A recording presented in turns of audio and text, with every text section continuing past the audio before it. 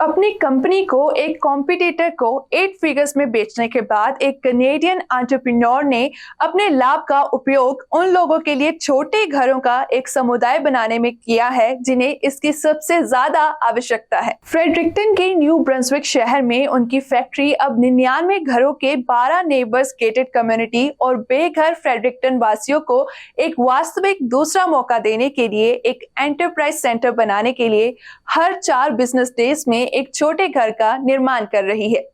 12 neighbours के founder Marcel LeBron के पास एक सफल सोशल मीडिया मॉनिटरिंग कंपनी थी जिसे उन्होंने एक अमेरिकी कॉम्पिटिटर को बेच दिया और अब वे अपना नया पैसा वहीं लगा रहे हैं जहां उनका मन था।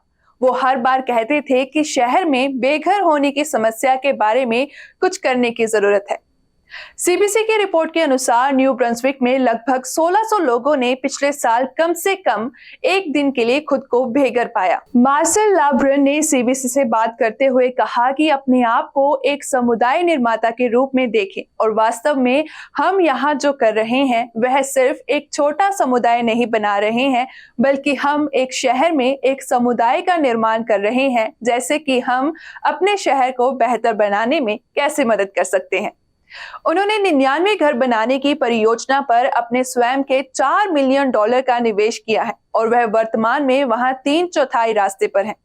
प्रोविंशियल और नेशनल सरकार से ग्रांट्स और समर्थन के साथ 12 नेबर्स कम्युनिटी को कुल मिलाकर $12 मिलियन प्राप्त हुए हैं। इन टाइनी होम्स में सब कुछ है, फुल सर्विस किचन, लिविंग और बेडरूम एरियाज और एक फुल बाथरूम। उनमें से प्रत्येक के पास एक स्मॉल डेक, छतों पर सोलर पैनल और सौंदर्य की दृष्टि से मन को सुंदर लगने वाले पेंट का कोट भी है।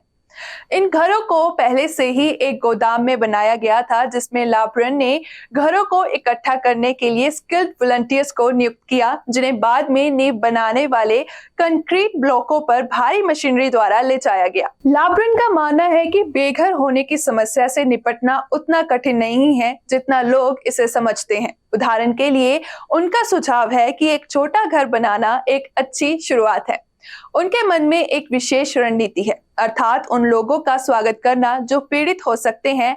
आमतौर पर बेघर होने के साथ होने वाली किसी भी बीमारी से छुटकारा पाने के लिए एक ऐसी जगह की तलाश करें जहां संपत्ति का स्वामित्व उन्हें जिम्मेदारी की एक नई भावना दे सके और ऐसे लोगों का एक समुदाय हो जो समझता हो कि वे किस दौर से गुजर रहे हैं। हालांकि लेब्रन के आलोचक हैं जो मानते हैं कि उन्हें एक साथ अलग करने के बजाय उन्हें एक कार्यात्मक समाज में वापस लाना बेहतर है। किसी भी मामले में करोड़पति भावनात्मक और सामाजिक बोझ को समझता है जिसे कुछ निवासी अपने साथ ला सकते हैं। इसलिए 12 नेबर्स कम्युनिटी अनवेलकम विजिटर्स को रोकने के लिए अत्याधुनिक सुरक्षा और द्वारों से सुसज्जित है। घरों के साथ समुदाय एक एंटरप्राइज केंद्र के साथ आता है जहां एक कॉफी बार जिसे निवासियों द्वारा एक व्यवसाय के रूप में चलाया जाएगा, एक शिक्षण रसोई और एक सिल्क प्रिंटिंग बिजनेस के अलावा जहां सेमो का एक व्यवसाय है जिसमें शर्ट और टोट्स और चीजों पर टेक्स्ट और ग्राफिक्स प्रिंट करने का काम किया जाता है। एंटरप्राइज सेंटर के विचार का एक हिस्सा 12 नेबर्स को एक ऐसी कम्युनिटी बनाना है जहां फ्रेडरिक्टोनियंस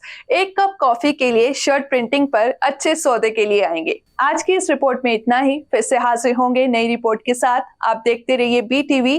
बी पॉजिटिव, बी योरसेल्फ।